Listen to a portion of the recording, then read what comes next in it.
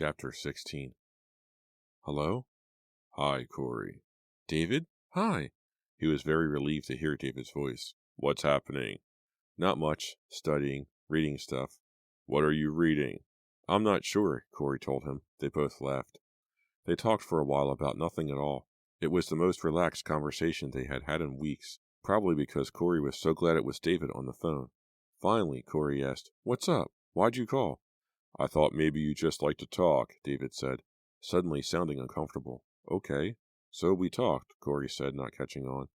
No, I mean, David hesitated, about why you've been so weird lately. Why you've been messing up, cutting practice and stuff. I thought maybe. Nothing to talk about, Corey said sharply. I didn't mean to interfere or anything. I just thought. David sounded really hurt. I'm okay, Corey insisted. He really didn't feel like getting into it. He just didn't have the energy. I've had other things in my mind, I guess. You mean the new girl? Well, yeah. She's really rad, David said, his highest compliment. She's different. Yeah, Corey agreed quickly, but he really didn't want to talk about Anna with David. Listen, I gotta get off. Sure you don't want to talk about anything? No, thanks, David. I'm okay. Really. I'm getting my timing back, I think. I was much better at the meet on Saturday, and I guess that wasn't you who slipped off the bars a few seconds into your warm-up. Anyone can fall, David, Corey said, becoming annoyed. I just lost my concentration for a second. Lost your concentration. Corey, you've been in a dream world ever since you met Anna. You've been walking around like you fell off the rings and landed on your head. So, what's it to you? Corey heard himself whine, surprised at his own vehemence. Well, I thought I was your friend, David said, sounding as exasperated as Corey. Well, friends don't give friends a hard time, Corey said. See you around, David. Not if I see you first, David said. Normally, they would have cracked up over that stupid old line, but this time, they both just hung up. Corey angrily paced back and forth in his room for a while. He couldn't decide whom he was angry at, himself or David. He finally decided he was upset at himself for letting David get him so annoyed. He slammed his world history text shut. He paced a little while longer. He knew he should be studying, but he just couldn't concentrate. He leaned down on the windowsill and stared out into the night. Across the yard, the light in Lisa's room was on. Corey decided to walk over and see how she was doing. His sneaker slid over the wet grass. He knocked softly on the kitchen door, then a little harder. After a short while, she appeared in the kitchen, looking confused. Have you got the wrong house? She asked, smoothing her long black hair into place as she pushed open the door for him. I don't think so. She made a face. Your sneakers are wet. Look at the kitchen floor. He looked at the wet tracks he was making on the linoleum. Then, in a quick, easy motion, he flipped himself up and stood on his hands.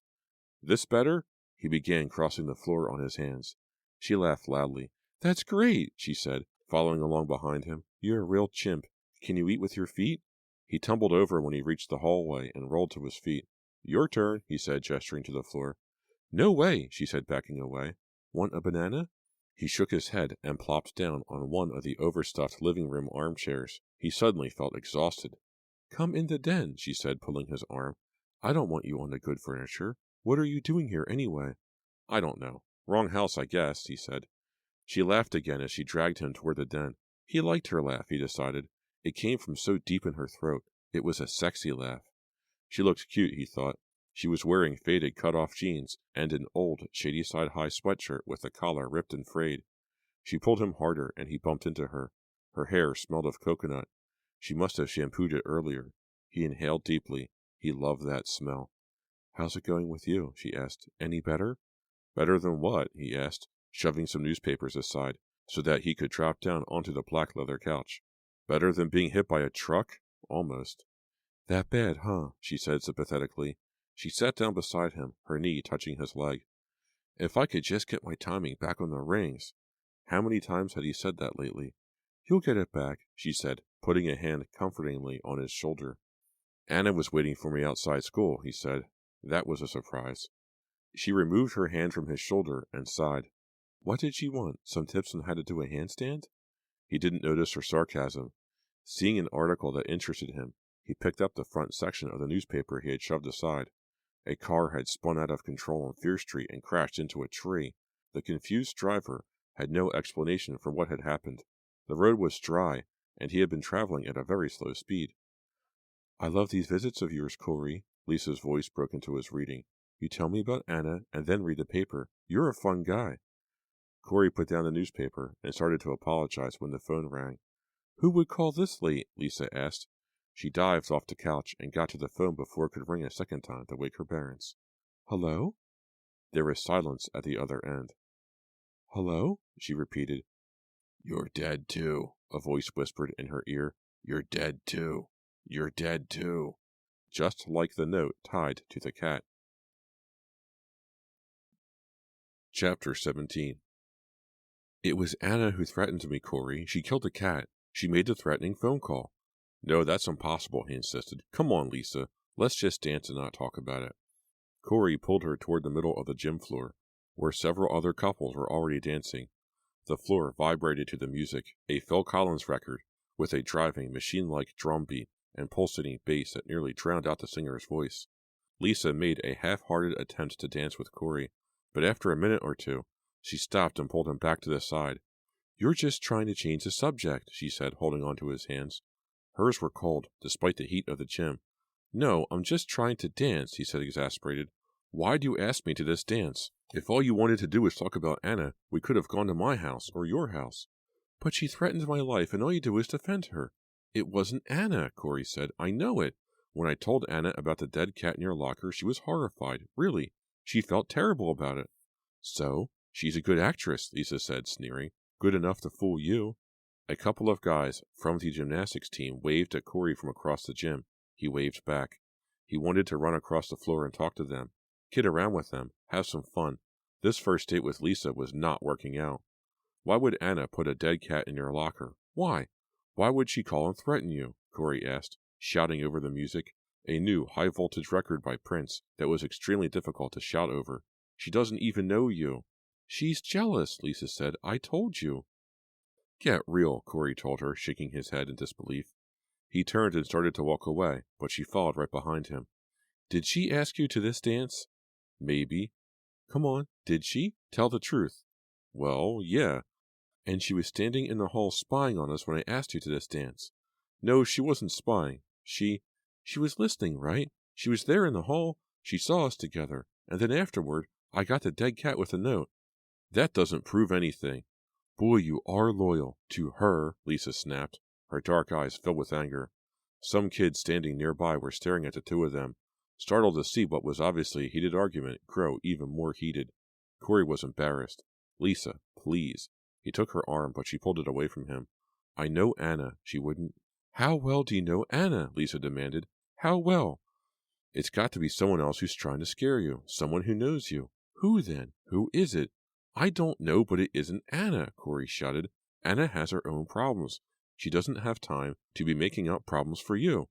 "Oh, doesn't she?" Lisa's anger was getting the better of her. She shoved Corey hard in the chest, pushing him backward against the crepe paper streamers that lined the gym wall. "Come on and sit down. Maybe you'd like to tell me all about Anna's problems. Maybe we could spend all night discussing Anna's problems. You'd like that, wouldn't you?" "Calm down, Lisa. Everyone's watching us." "What are Anna's problems, Corey? Come on, let's discuss them. What are her problems? Is she too thin? Is that her problem? Is she too pretty? That's it. I've guessed it, haven't I? She's too pretty, poor thing." "Lisa, please. You're getting crazy over nothing." "Nothing? Over nothing? Someone threatened my life. I guess that's nothing." "That's not what I meant, and you know it. Come on, don't lose your temper. Let's dance or something. I apologize, okay?" "Apologize for what?" "I don't know. For whatever." She sighed and shook her head. "I should have known this wouldn't work out." The record had stopped. Her voice seemed to echo through the whole crowded gym. "You're just totally obsessed with that girl.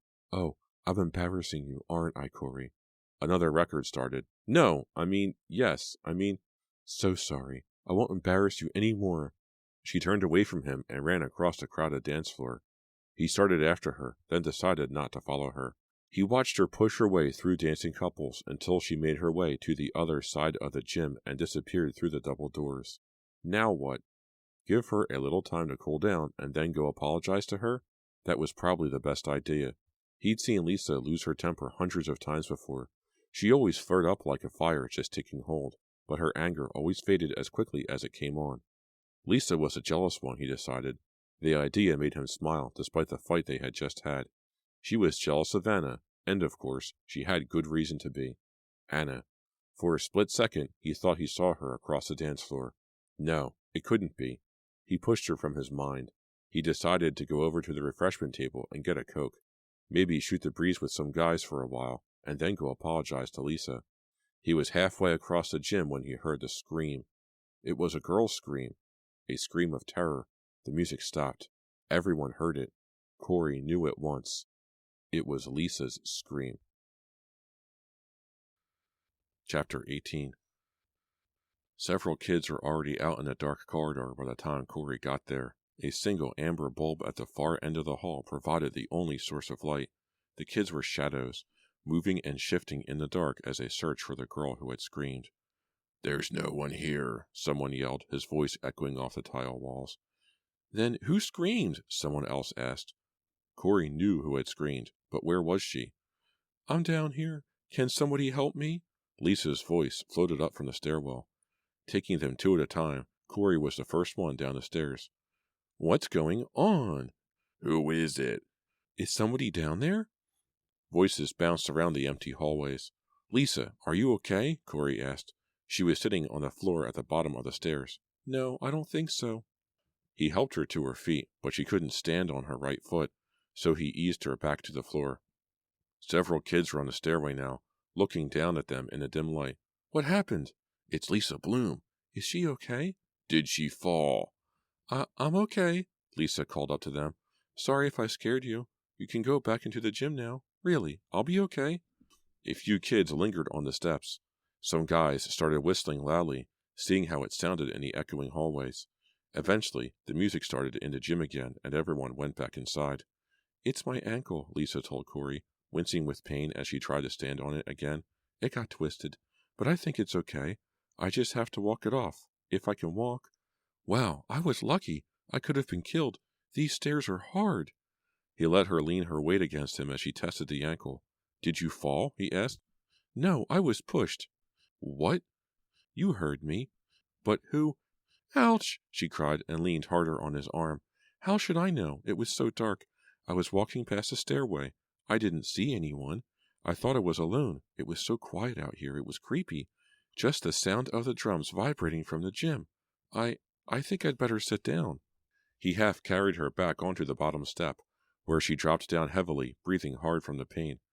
"Hey, this is some memorable first date, huh?" she asked. They both laughed, more from tension than from her remark. "So go on," Corey said. "What happened?" "I don't know. I guess someone was there the whole time. I didn't hear footsteps or anything. Of course I wasn't paying much attention. I was just concentrating on how mad I was at you." "Thanks a bunch," Corey said sarcastically. "I knew this had to be my fault." "Well, of course it is," she said, pulling him down beside her and holding on to his arm. "Suddenly, two hands shoved me hard from behind. I saw this guy standing there as I fell down the stairs. I guess I screamed." "Guy? What guy?" "He was weird looking. I couldn't see too well in the dark. He had watery eyes and a sort of a puffy face, and he had a shiny earring in one ear." "An earring?" Corey's heart dropped to his knees. "Brad," he cried. "Brad? Who's Brad? You know him?" "He's Anna's brother," Corey said. "He's very crazy." "But he tried to kill me," Lisa cried, starting to realize just what a close call she'd had. "Why would Anna's brother try to kill me?" "I just thought of something," Corey said, jumping to his feet. "Did the door open after you fell down the stairs?" "What do you mean?" Lisa seemed confused. "Did the outside door open? Did the guy with the earring run out?" "No, I don't think so." "No, I'm sure. The door never opened." "Well, they keep all the other doors locked at night," Corey said excitedly. "Only the door near the gym is open for the dance. That means—" "The person who pushed me is still in the building." "That's right. Let's take a little look around." He lifted her up off the step. "Can you walk?" She put her foot down on the floor and tested it. "Yes, it's a little better." He helped her up the stairs. "We'll search the long corridor first. Then we'll double back and search the shorter one." He was whispering now. She leaned lightly against him, staying close as they walked. Their shoes clicked against the hard floor, the only sound in the long, dark corridor. This is silly, she whispered. Maybe. Maybe not, Corey whispered back, his eyes straight ahead of him. Shh. He stopped and held her back. He'd heard a noise in the language lab. Was someone hiding in there? They crept up to the glass-paneled door, which was pulled open about a third of the way, and listened. They heard it again. A shuffling sound, like the footsteps of someone scampering to a new hiding place. They stood listening at the door for a few seconds. Someone's in there, Corey whispered. I think we're about to find the guy who pushed you. He pulled the door open the rest of the way. The two of them stepped quickly into the large room. Lisa felt along the wall until she found a light switch and turned on the lights. Who's in here? Corey called. The sound again. They followed it across the room. One of the windows had been left open a few inches. The sounds they'd been hearing was the Venetian blind blowing in the wind. Good work, Sherlock, Lisa cracked, shaking her head. You've caught the Venetian blind in the act. Corey didn't laugh. Come on, let's keep searching, he said, turning off the lights. If Brad is still in the building, I want to find him. They turned the corner near Mr. Cardoza's classroom and walked on silently, Lisa leaning a little harder on Corey as her ankle began to swell and grow more painful. The hall grew darker as they walked away from the light. Scratchy sounds. They both gasped. Something scampered in front of them, ducking into one of the classrooms. What was that? Lisa asked. Stop pulling on my sweater so hard, you're taking all the wool off, Corey complained. But what was that? Lisa whispered loudly, gripping his arm even tighter. A four-legged creature, he said, probably a rat. Oh, she said. Think there are more of them? Probably. They walked to the end of the corridor, sticking close together, then headed back, opening doors and peering into the dark, silent rooms. Nothing seemed the same. In the dark, the familiar classrooms looked so much larger. They became mysterious caverns filled with creaking sounds and shifting shadows. Corey, I think you better take me home, Lisa whispered, sounding very discouraged. Look at my ankle. It's about the size of a cantaloupe. I don't think I can walk much farther. Sure you don't want to dance some more? It was Corey's feeble idea of a joke. They both knew it was feeble, but they laughed anyway. But the laughter was cut short when they heard a voice coming from Mr. Burnett's biology classroom. A young man's voice. Very quiet, but definitely a young man's voice. Lisa leaned against a cool tile wall for support. They crept silently to the doorway, which was open just a crack. Another sound. A cough. Someone was hiding in there. Brad? Lisa whispered, putting her mouth right up to Corey's ear. We'll soon see, Corey whispered back, his heart pounding. He pulled open the door and stepped inside. He flicked on the light. A girl screamed. She was sitting on a boy's lap. Her lipstick was smeared across her chin. Corey recognized the boy, Gary Harwood, a senior, a guy from the wrestling team. Hey, Brooks, what do you think you're doing? Gary barked, squinting at the sudden light. Give us a break, the girl said, frowning, her arm still around Gary's massive shoulder. Can't we have some privacy? Yeah, get lost, Gary said menacingly. Sorry, Corey managed to say. He carefully turned off the lights and backed out of the room. Lisa was already in the hall, leaning against the wall, laughing and shaking her head. Corey reached out and pulled her hair. Not funny, he insisted. She pulled him across the hall into the small music room. She was laughing so hard tears rolled down her cheeks. Don't get hysterical on me, he said, forcing a straight face. But it is hysterical, she said, wiping her cheeks with her open hands. A guy from the wrestling team. That's who you pick on? He'll murder you. He cracks walnuts against his neck. She started laughing all over again. It's not funny, Corey insisted. Come on. We've got to keep searching. If the guy who pushed you is still... He stopped in mid-sentence. Someone had stepped into the shadows of the doorway. First, Corey saw the sleeve of the black fur parka as the dark figure grabbed the doorknob. Then he saw the hood pulled up to shield the man's face. Lisa grabbed Corey's arm.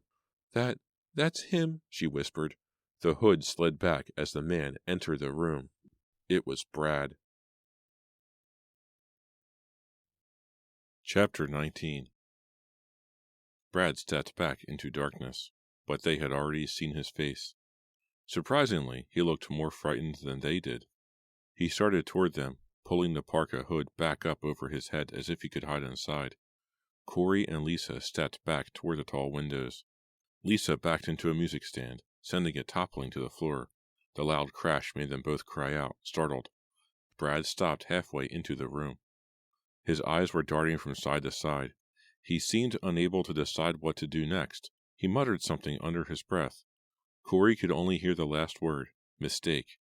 Brad said it again. Again, Corey could only hear mistake. Was Brad threatening them? Was he warning them not to come after him? They couldn't tell. They couldn't hear him. Brad stood staring at them, his tiny black eyes wide in panic.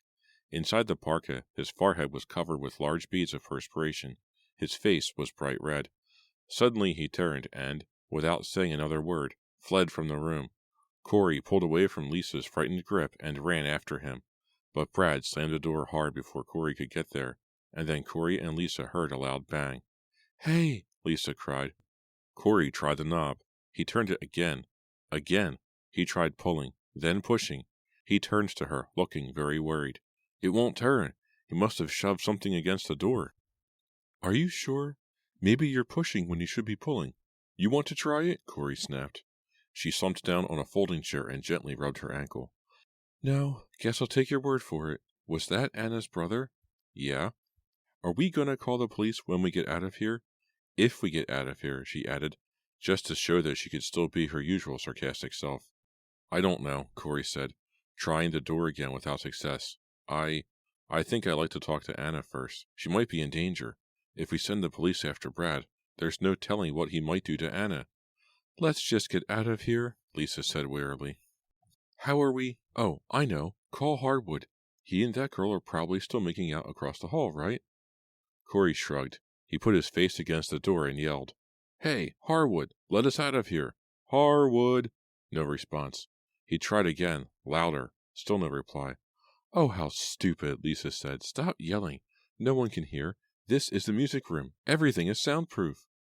Corey stood staring at the doorknob for a few seconds. Then he turned, ran to the window, and pulled up the metal blinds. The room looked down on the student parking lot. It was a clear night. The rows of cars reflected the bright parking lot pole lights. "Hey, look!" Corey yelled.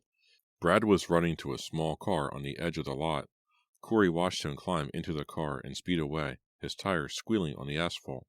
"Come on, let's get out of here," Corey said. He unlocked one of the windows and pulled it all the way open.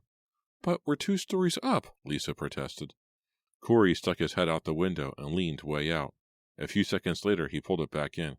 "No problem," he said, grinning. "I'm a gymnast, remember?" Uh-oh. I don't like that smile on your face. Are you going into your Tarzan act now? "Yeah," he said, scratching himself and nodding his head like Tarzan's chimp. "Well, I don't exactly feel like Jane," Lisa said, wincing in pain as she tried to put her weight on her ankle.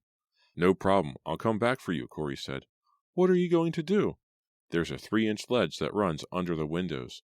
I'm going to walk the ledge to that sycamore tree, then climb onto that extending branch, then slide down the trunk." "Maybe we should just stay here until they open school Monday morning," Lisa said. "Thanks for the encouragement," Corey said, looking down at the narrow granite ledge. "We could sit back, relax, and watch my ankle swell," Lisa suggested, hobbling over to the window, taking Corey's hand and pulling him back from the window. "No problem," Corey told her, pulling away. He lifted a leg over the window and started to ease himself out onto the ledge. "Really, no problem. I could do this blindfolded." Lisa moved away from the window, plopped down into a chair, and put her ankle up on the attached desk. She couldn't bear to watch. Corey had both feet on the ledge now. He was still holding on to the bottom of the window frame. He looked to his left. He had to move only 10 feet or so, and then he would be at the tree. He carefully turned around so that he was facing the window. He took a sideways step. "Hey, it's slippery!" "Oh, great!" Lisa called, rubbing her sore ankle. "Get back in here!" "No, I'm out of here," he said, but he didn't sound quite as confident as he had a few seconds before. He had to let go of the window frame to take a second step. That meant he was now pressing against solid brick. Moving slowly, carefully, his palms pressed against the brick wall, he took another sideways step, then another. To his dismay, the ledge suddenly narrowed. He had to stand on tiptoe to stay on it, but standing on tiptoe made it harder to balance. He realized he'd been holding his breath the whole time. He exhaled and took a deep breath. He turned his head and looked back over his shoulder at the tree. The tree seemed farther away than it had from inside the building. As he edged closer, he realized that the branch he planned to climb onto wasn't as close to the ledge as it had originally appeared. In fact, it was at least 4 feet away, maybe farther. He was just realizing that he'd never be able to reach the tree branch when his right foot slid off the slippery ledge and he started to fall. Chapter 20.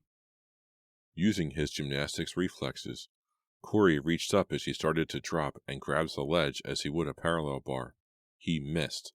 His hands slid off the wet stone ledge, and he continued to drop, his body sliding straight down against the brick wall. Hey! His feet hit a ledge on the first floor, and instinctively he dived forward, falling through an open window. He landed hard on his hands and knees on a wood floor. It took him what seemed forever to catch his breath. Then he slowly got up on his knees and looked around the dark room. He recognized it immediately. He had fallen into the wood shop. "I'll have to thank whoever left that window open," he said aloud. He stood up and stretched and tested his body. He seemed okay, except that he still had the feeling he was falling. Remembering Lisa, he hurried out of the shop and into the hallway. He could hear the drum rhythms from the music in the gym echoing down the tiled corridor. He turned and took the steps 2 at a time and ran into the music room. He saw the hall monitor's desk had been jammed against the door. It was heavy, but he shoved it aside and opened the door to the music room. "That was quick," Lisa said. She was still slumping in the chair with her ankle up on the desk. "I took a shortcut," he said. A half-hour later, they were sitting on the low couch in her living room. Lisa propped her swollen ankle up on the coffee table and settled back comfortably against the cushions. "Some adventure," Corey said dejectedly. He was thinking about Brad. And Anna. Poor Anna.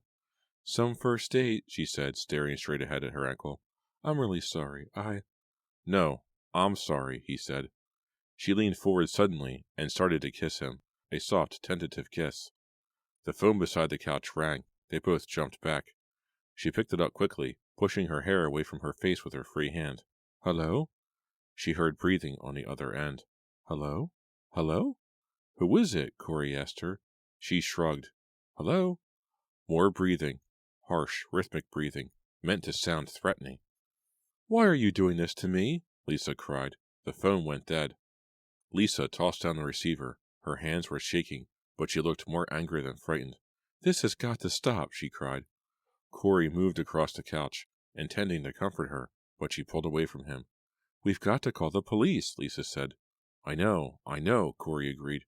"Just let me talk to Anna first. I'll go see her first thing in the morning." "But Brad will be there, won't he?" "I don't care. I'm not afraid of Brad. I'll get to Anna, and I'll make Anna tell me what's going on. And I'll tell Anna that we have no choice. We have to report Brad to the police." "Ouch!" She dropped back down to the couch and started rubbing her ankle. "Hey, some date. I really know how to show a guy a good time, don't I?" "At least it wasn't boring," he said, forcing a laugh. He got up and started for the door. "Sure you'll be okay?" "Yeah, sure. Call me right after you talk to her tomorrow, you hear?" "Right. Don't worry." "Good luck tomorrow." "Thanks," he said. "I'll need it."